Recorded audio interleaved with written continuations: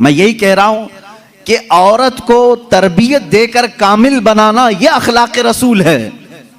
हुजूर सल्लल्लाहु ताला अलैहि वसल्लम की सुन्नत पर अमल करना चाहते हो नौजवानों, पहले से ये समझ करके चलो। मेरे घर में जिनकी शादियां नहीं हुई उनके लिए कह रहा हूं, जिनकी हो चुकी उनके लिए भी पहले से जहन में ये बात फिट कर लो।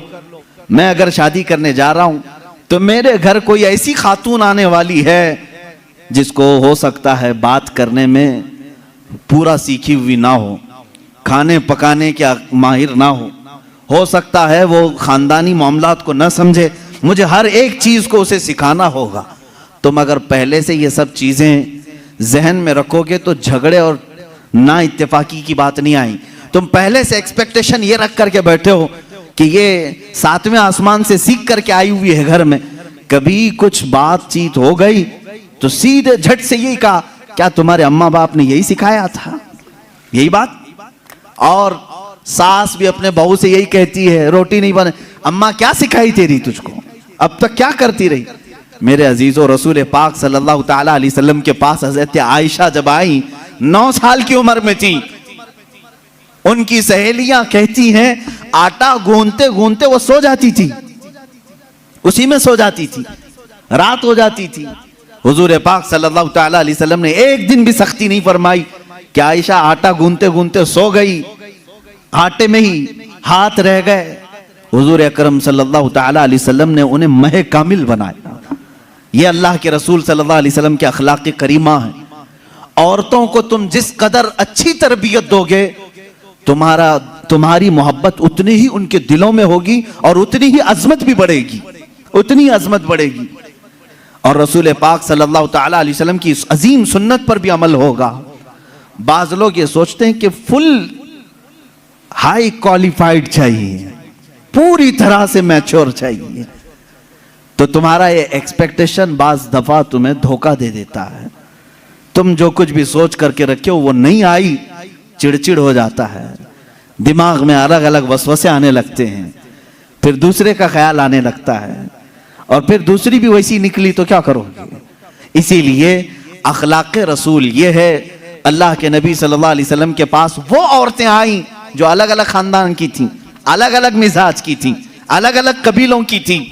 अरे यहूदियों के खानदान से हुई बिन अख्तब की बेटी सफिया रज़ियल्लाहु ताला अन्हा हुजूर के घर आई। उनके पूरे रस्म व रिवाज अलग थे, सारे खानदानी मामलात अलग थे, लेकिन क्या कभी वो मिसमैच हुई हुजूर के साथ? रसूल पाक सल्लल्लाहु ताला अलैहि वसल्लम ने उनके साथ भी जिंदगी कैसे गुजारी?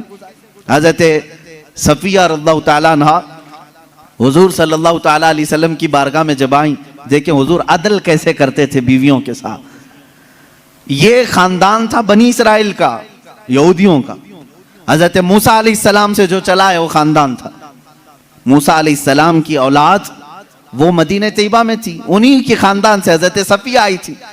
जब शादी हुई तो औरतों में आपस में बातें होती रहती हैं, सौतनों के मामलात रहे। हुजूर की एक ज़ौजा हजरत आयशा हैं जिनके बाप सिद्दीक़ अकबर हैं। एक ज़ौजा हुजूर की हजरत हफ्सा हैं जिनके वालिद उमर इब्न खत्ताब हैं रदियल्लाहु ताला अन्हु। एक हजरत अबू बकर की बेटी हुजूर के निकाह में है, एक हजरत उमर की बेटी हुजूर के निकाह में। ये दोनों मिलती थी तो बड़ी लंबी बातें भी होती थी।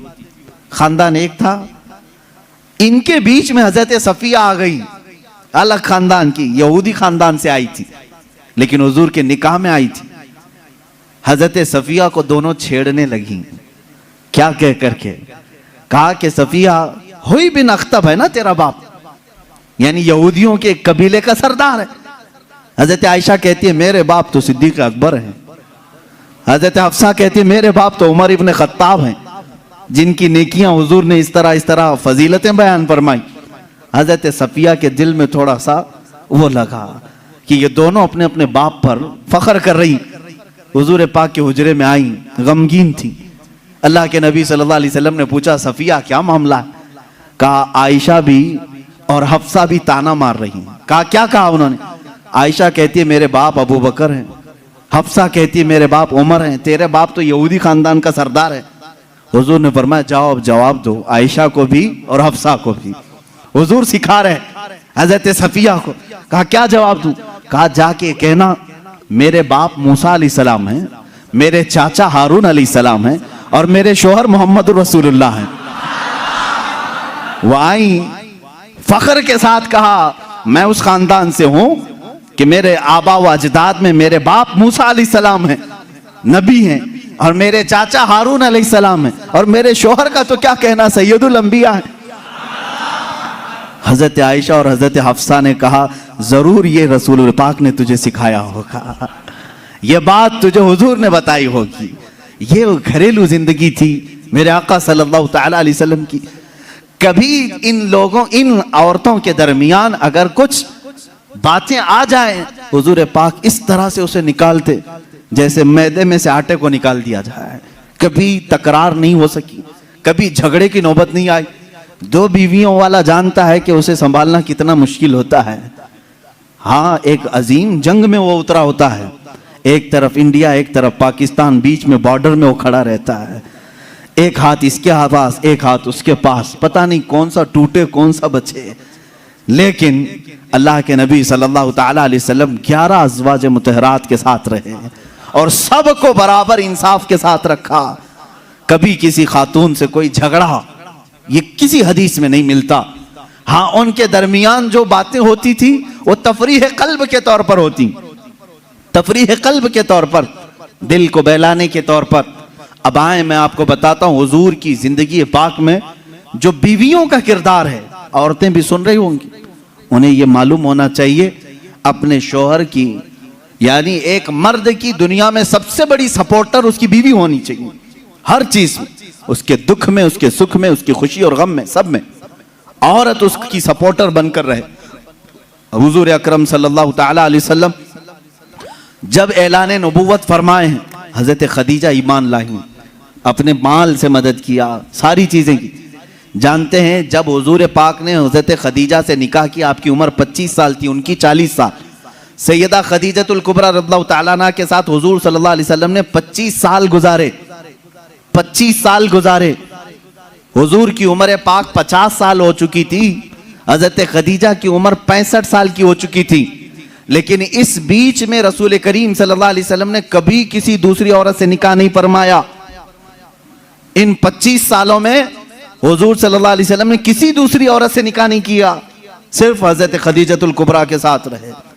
उसकी वजह यह थी कि ये औरत आम औरतों की तरह नहीं थी।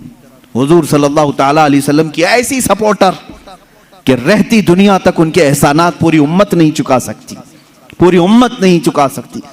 हुजूर पाक सल्लल्लाहु तआला अलैहि वसल्लम जब मदीना तैयबा तशरीफ लाए, हजरत आयशा निकाह में आई थी। ये भी हदीस है हजरत आयशा की, कहते हैं हर बात पर हुजूर सल्लल्लाहु अलैहि वसल्लम खदीजा का जिक्र करते थे।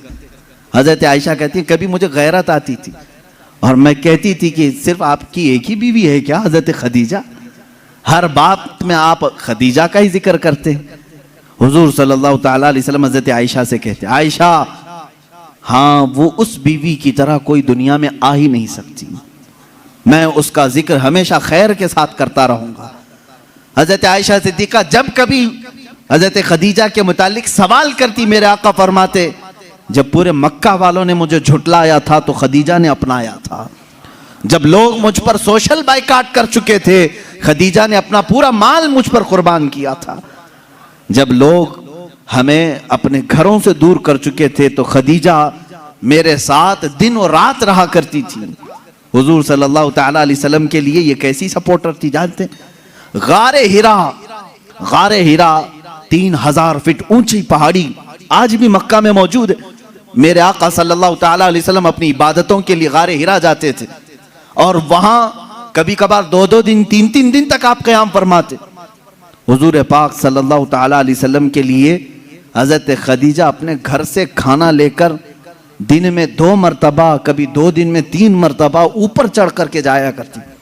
आज जो गए हैं उम्रा या हज के लिए, जिन्होंने चढ़ाई की होगी उन्हें मालूम है, एक बार चढ़ के आने के बाद 8 दिन सो जाते हैं लोग, इतनी तकलीफ होती है। बहुत ऊंची पहाड़ी है और माँ सैयदा खदीजतुल कुबरा रज़ियल्लाहु तआला अन्हा रोजाना अपने रफीक हयात सरकार दो आलम सल्लल्लाहु अलैहि वसल्लम के लिए अपने घर से खाना लेकर उतनी बुलंदी पर जाती और कभी हुजूर सल्लल्लाहु अलैहि वसल्लम उतर रहे होते गारे हिरा से, ये अपने घर के बाहर आकर खड़ी होकर इंतजार करती। लोग गुजरने वाले कहते हैं खदीजा आ जाएंगे तेरे शौहर, अभी ऊपर से उतर रहे हैं, तू बाहर क्यों खड़ी है, छांव में खड़ी हो जा। हजरत खदीजा कहती मुझे ये जेब नहीं देता कि मेरे शौहर धूप में चले आ रहे हो और मैं छांव में खड़ी रहूं, जब तक वो मेरे पास ना आ जाए मैं भी वहीं से ही खड़ी रहूं, इसलिए कि वो धूप में आ रहे हैं तो मैं भी धूप में खड़ी रहूं। ये उनकी मोहब्बत थी।